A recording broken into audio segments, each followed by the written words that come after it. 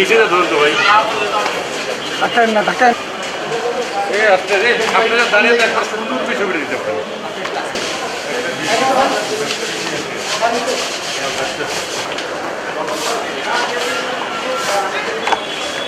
আপনি কত কোটি টাকার সম্পদের মালিক?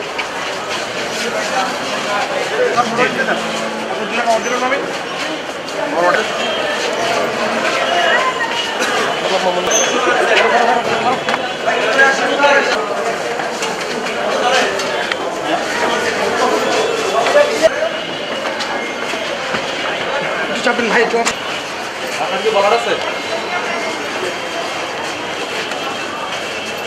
বেসিক্যালি ওনার বিরুদ্ধে এই মামলাটা করছে ওনার রাইভেল একটা গ্রুপ ছিল। উনি যখন ঠিকাদারি করতেন, স্বাস্থ্য খাতে দুর্নীতি হয়েছে, এটা স্বাস্থ্য খাত দেখবে যে দুর্নীতি হয়েছে, এটা দুর্নীতির মামলা হবে। এটা তো জ্ঞাত আয় বহির্ভূত সম্পদের মামলা না, এটা স্বাস্থ্য খাতের দুর্নীতি আর জ্ঞাত আয় বহির্ভূত সম্পদের মামলা আলাদা জিনিস। উনি নিয়মিত একজন করদাতা, উনি যে কর দিছে আয়কর বিভাগে এনবিআর কর্তৃক তাহা সঠিকভাবে গৃহীত হয়েছে।